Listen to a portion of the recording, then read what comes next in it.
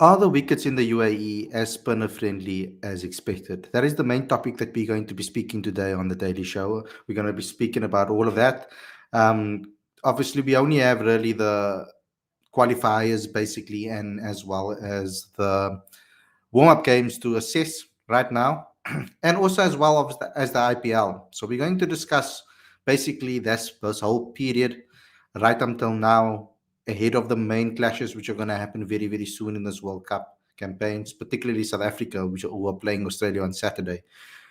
But let's just start this off with a big congratulations to the Knights as well as the Titans for making it into the semi-finals of the knockout competition. Now, two completely contrasting games. The one completely dominated by the Titans, the other completely went down to the wire. Completely insane what happened towards the end of that particular match.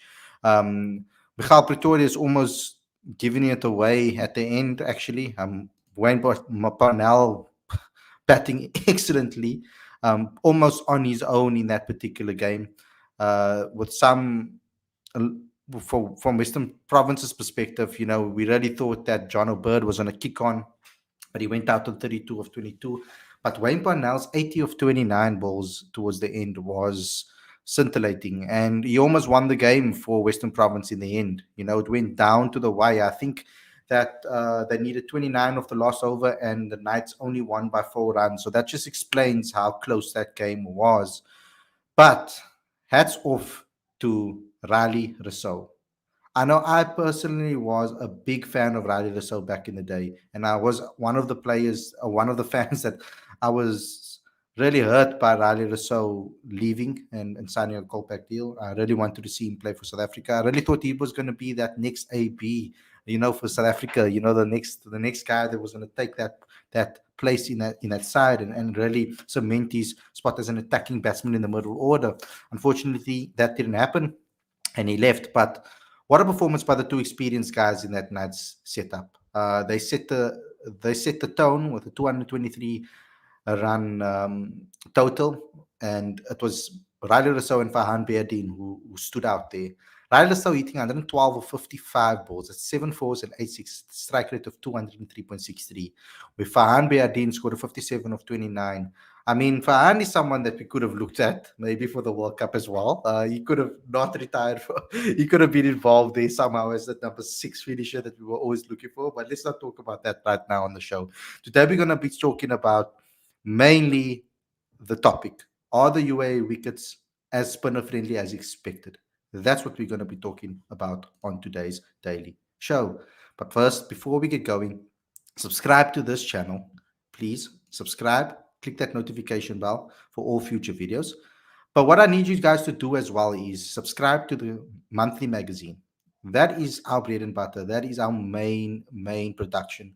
So go ahead, go to the description, in the link in the description, and click on that and go straight to the landing page and sign up. 100% free. This issue is the World Cup edition. Dwayne Pretorius is on the front cover. He's giving us excellent insight into the World Cup preparation of South Africa. Go to that, sign up for that, and you'll get all back issues as well, free as well. You'll have access to all of that. So please go ahead and do that. So let's get straight into today's video.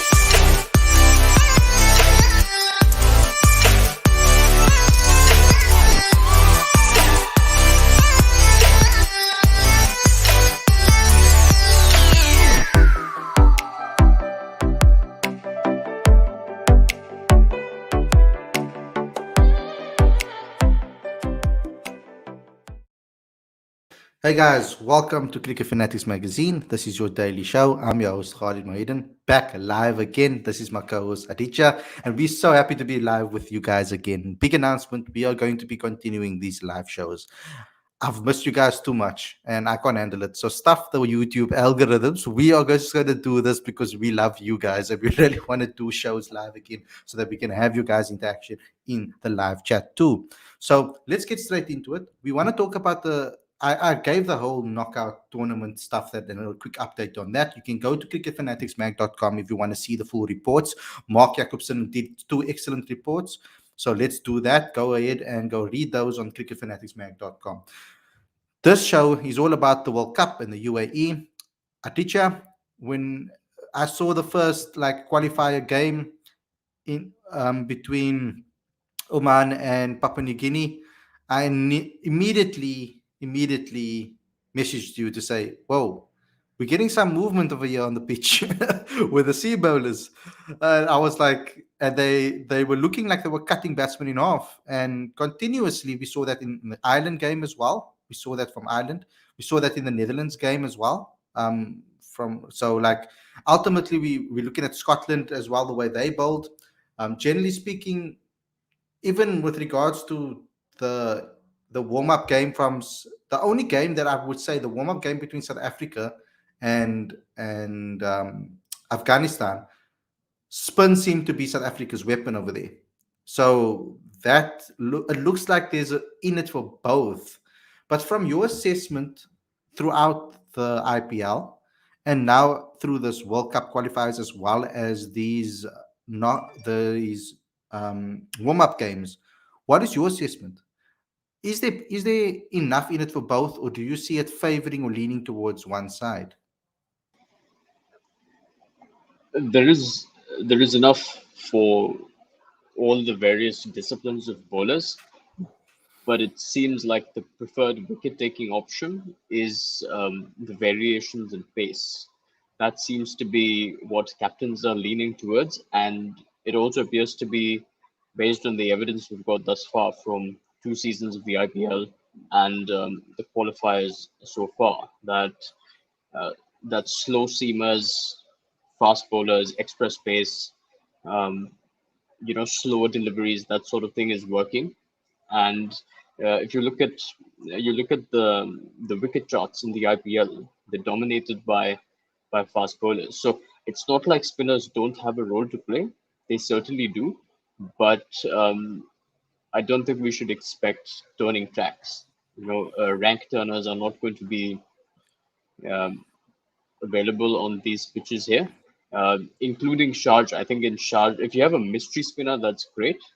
Um, but there's no real turn on offer for any of the teams.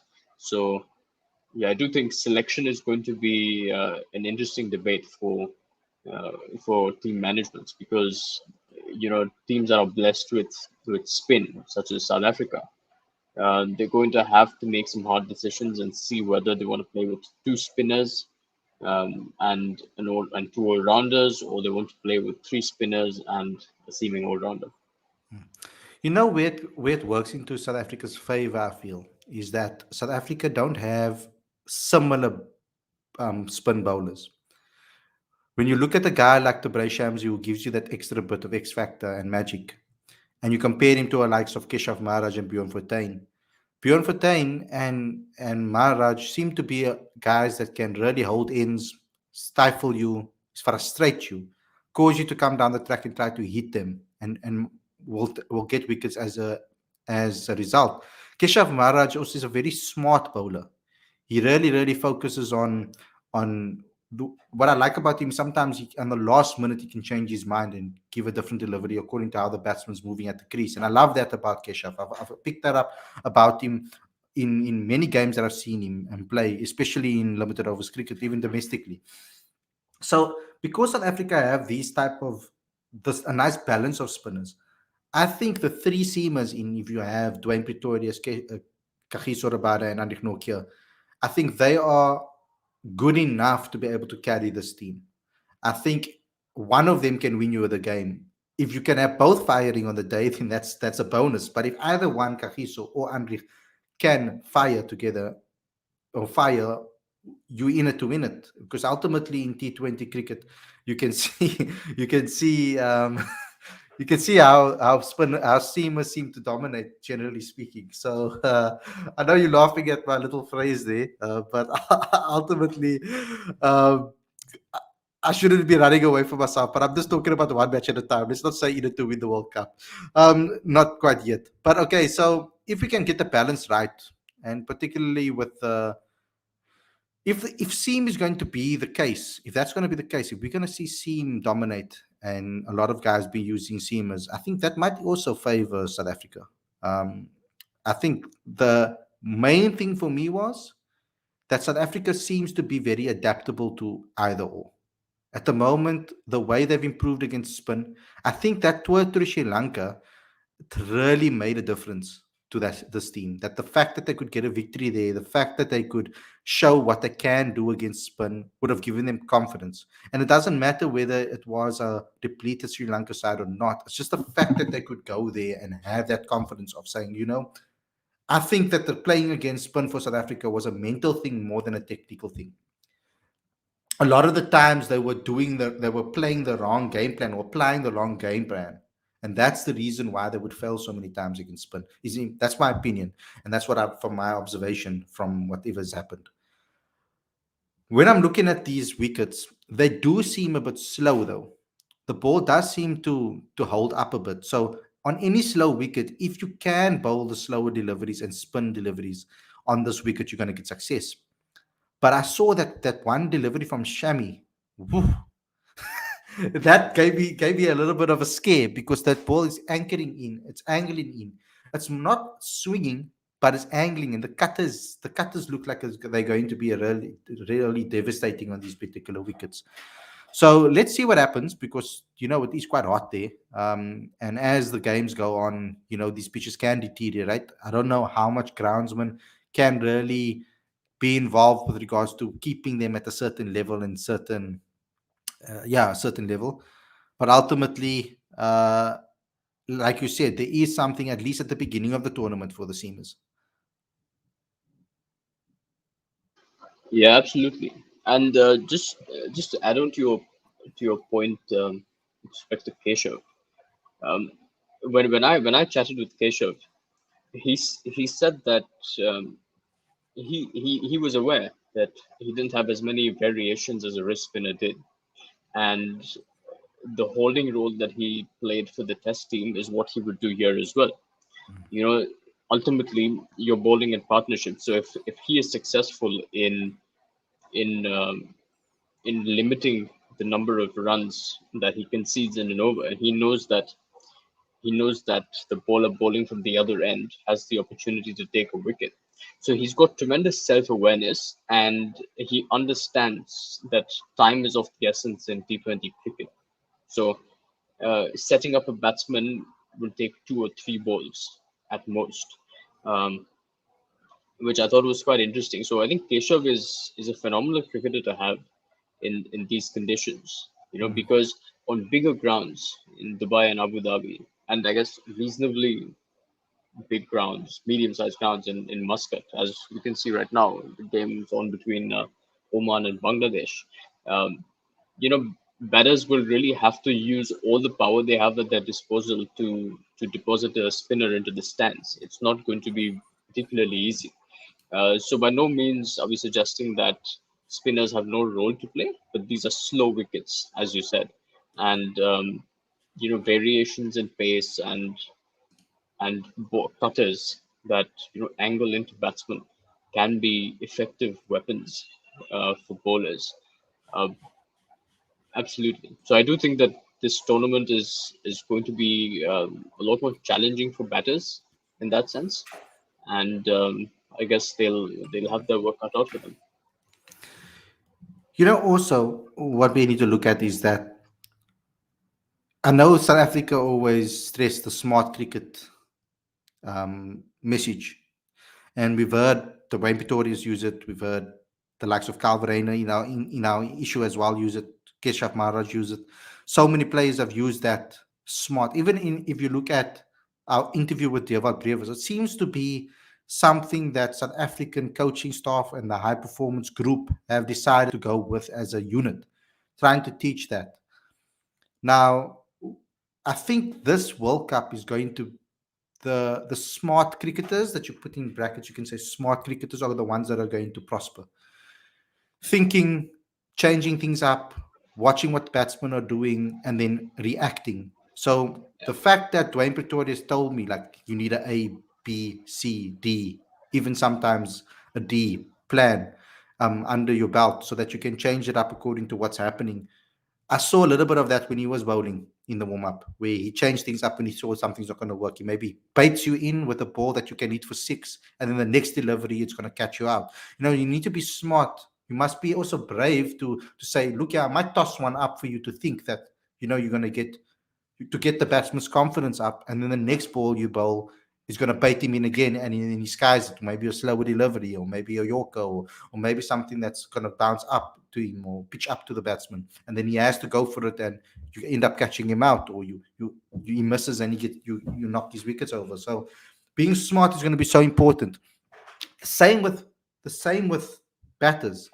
I mean, we spoke about this, I think, off air, and I don't know if we're bringing our own personal conversations here on air live to you guys, but we spoke about how maybe someone like Pavuma or maybe someone like Rassi has to, if they come in at an earlier stage, they need to make sure that they take the pressure off the attacking batsman, so that the attacking batsman can maybe pick and choose which bowlers they want to attack and go after. That also counts as smart cricket. And when things are getting tough, run hard between the wickets. We spoke about that so many times, Aditya. So what's your thoughts on that points that I've made there? Am I talking rubbish? First off, I've thought a lot about what the definition of smart is, Mhm. and I've come to realize that I think what they're all referring to collectively is a sense of game awareness and the application of skills at the right times. That is my understanding of what is being referred to as smart. And um, absolutely, I think every cricketer out there in this World Cup needs to uh, needs to demonstrate a certain degree of game awareness. Because T20 cricket is short, it's quick, it's explosive, and one ball can be the difference between winning and losing. So under pressure, it's important for players um, to showcase that ability. Um, and yes, absolutely, as batters as well. The batting group probably needs to find a balance between attacking and uh, rotating strike. And I guess at certain stages of the game, probably being defensive. Um, Hmm. so I think everything is important in this tournament. Because um, again, I want to reiterate what I said at in the podcast on Sunday Yeah. about Faf du Plessis' innings in the Hmm. final. Because Faf du Plessis was not particularly comfortable against spin that day. He's normally a good player of spin, but on that day he wasn't comfortable facing the mystery spinner Varun Chakravarti and Sunil Narayan. So his approach was to rotate strike. As soon as he got on strike to spinner, he rotated strike. And he scored 29 of 29 against spinners. But he was very comfortable facing the fast bowlers. So Lockie Ferguson, who was their main threat, he took him apart. He Yep. absolutely nailed him. He scored 40 runs off 16 balls of Lockie Ferguson, which is which is Unbelievable. insane because all the other batters in the team were uncomfortable facing Lockie Ferguson. So that is smartness because he got off That's definition of smart. he got out he got out of the last ball of that innings. So he batted 20 overs, and ultimately that was a match winning innings. So I do think that you know teams playing in Dubai should probably watch that innings multiple times and just see how he went about his business because it Yeah. was fantastic to watch. So, guys, that's what we have for today. I'm just going to read some of your comments out because that's the nice thing about having live videos and live shows again. When people, Werner Erasmus says, when people talked about us playing three spinners in the UAE, I reminded everyone that pace bowlers were the main wicket takers last year in the UAE in the IPL, and it was the same this year. Mark Jones saying that SA need Riley Rousseau at 5 instead of Klassen, something SA lacking at the moment. Um, Live from Werner Siraj, three spinners has to play. Owen Morgan said that he would drop himself if his bad form continues. Would Temba do the same? Not sure. You have to ask Temba. Let's go to a next one. Rousseau has been a wonderful player. Why is he left out of South Africa? He needed the most in the middle order. He signed a Colpack deal. No idea why he did so. South Africa really put a lot of faith and a lot of trust in Riley Rousseau, gave him a lot of opportunities to play, and he signed a callback. And it really shocked a lot of us when we heard that news break. Um, uh, no, I'm not going to even read that out. Let's go to the next one. Tex says Proteas need Janneman at the top with Quinton. Unfortunately, he's not in the World Cup squad. Khalid, what's your thoughts on the fielding in T20 knockouts? 15 plus catches has been dropped so far. It's been poor, very, very poor. Also, the field itself hasn't been on its best. A lot of misfields as well have gone to the boundary as well. So it has been very poor, and I hope that the players really improve that and get better at that.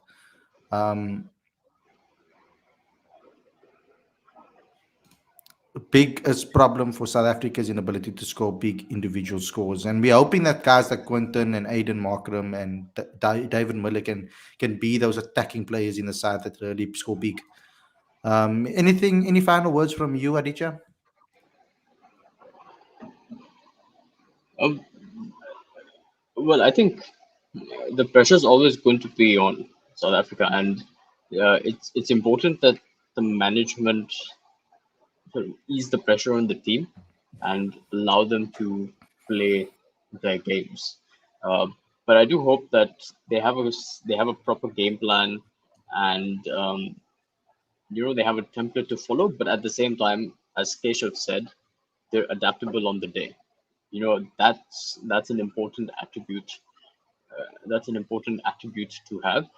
Uh, but otherwise, I'm looking forward to that first game against Australia, because Australia isn't in the best of form either, and anything can happen on the day. So I'm waiting with bated breath.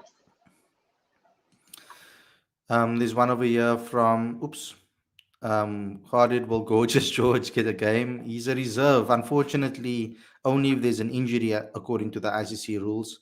Aditya, what are your thoughts on whether Temba should start or be dropped? He's captain, full stop. So, guys, thanks a lot for tuning in. I hope you guys enjoyed this episode. We're going to be doing another live daily show tomorrow. Hope you guys enjoyed this. And we will be doing a review of, a review. We will be doing a review. Yes, we will be doing a review tomorrow of the game, of the warm up game. And then, of course, we will be doing a preview of the first game between South Africa and Australia on Thursday. So, you guys have an extra day to really digest it. Comment in the comment section and really get involved with that and share it with all your friends and family, so we can get a lot of people actually watching our review. We really want to get it to as many people as possible. So guys, smash the like button, click subscribe, click that notification bell, comment and share with all your friends and families. And don't forget to also download the latest issue of Cricket Fanatics Magazine. Link is in the description, and as well if you click the I. Thanks a lot for watching, and we'll see you guys again tomorrow with another daily show. Peace. Take care of everybody. Enjoy your evening.